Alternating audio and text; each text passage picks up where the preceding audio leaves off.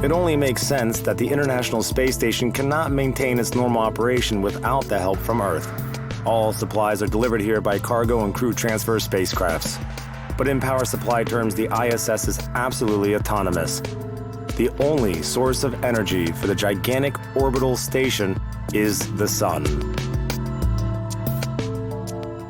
The station's EPS consists of solar arrays, which, as you probably know, are located both on Russian and American segments, and batteries that accumulate energy to be used when the ISS is eclipsed by Earth. So when we fly on the solar side, solar arrays send energy to the batteries, and when we pass through the shaded part of our orbit, these batteries feed the station.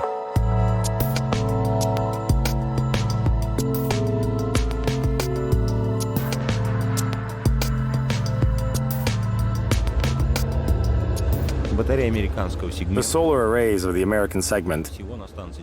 The station has 4 wings like this. Another 2 wings are looking down at the moment. Unfortunately, the camera cannot catch all of it at the same time. Here we can see a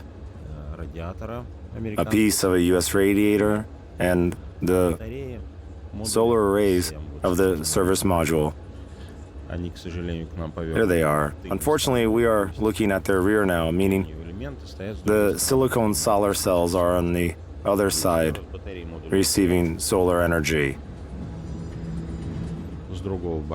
And here are the solar arrays of the service module again, only from another angle. We have recently entered daylight. This solar array is actively generating energy and passing it to batteries. Right now, we see one of the control laptops of the Russian orbital segment, which is used to send commands to various systems. I wanted to show you the solar array orientation system framework that we use to manually reposition solar arrays.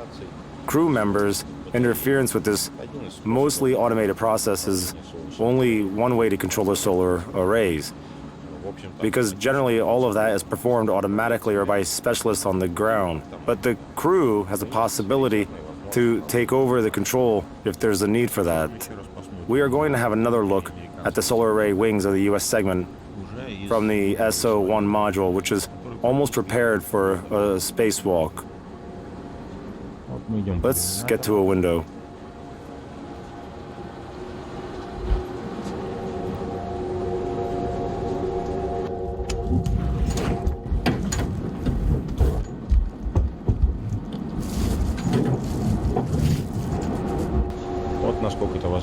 I'm showing you as much of them as I can.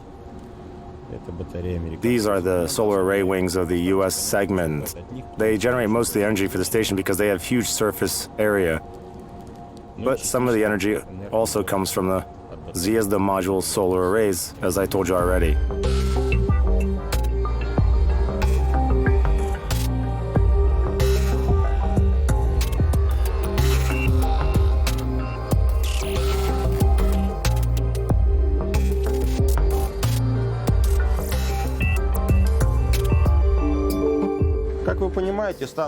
As the station orbits around our planet, its angular position changes all the time. So the solar arrays have to track the sun to stay at 90 degrees to the sun rays. That's the job of the solar array orientation system.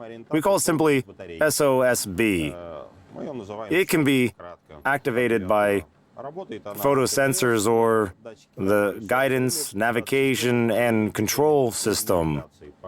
In emergency situations, the crew can position the arrays as needed manually via a control laptop with a special framework that I already showed you already. So the system is quite simple and quite reliable. The solar panels track the sun and always position themselves at 90 degrees to it. That is whenever it is possible. And the energy of photons is transformed into electricity and sent to the batteries, like I explained to you earlier. The total energy received from all of the solar rays, both US and Russian, is enough to power everything on the station with something left to spare. You can get a rough idea of the size of these panels from what I was able to show you through the windows. It's kind of like a small football field in space that flies together with us. And now let's get to the cupola, which is connected to Node 3, to have a look at the solar arrays of the Russian segment, US segment, and the American Cygnus spacecraft, which is docked to the station at the moment. See that?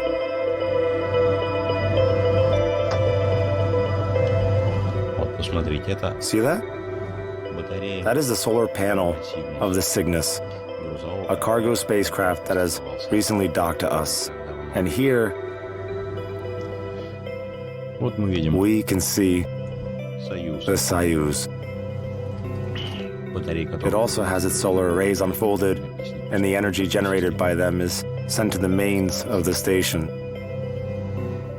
This is the Soyuz of Yuri Ivanovich Malenchenko. And let's look at all this beauty one more time.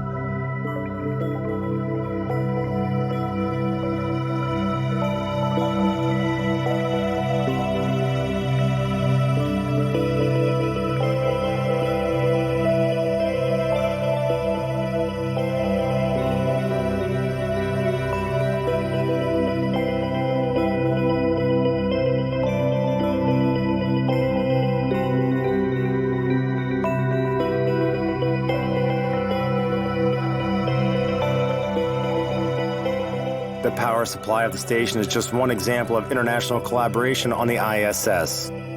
No more running to this unique space laboratory requires cooperation of all the countries on the mission. And first of all, it concerns Russia and the United States of America. The control of the International Space Station has two sides to it, meaning there are two basic aspects that make the control of the ISS possible. On one hand, we are talking about the U.S. gimbals, which produce gyroscopic effect, and on the other hand, we have the thrusters of the Russian orbital segment. Gimbals cannot work without thrusters, and thrusters cannot stay in control of such a huge station all the time. So Russian and American segments depend on each other very much, and it forces both us and our American colleagues to collaborate in space, to find common language, and even sometimes even make friends.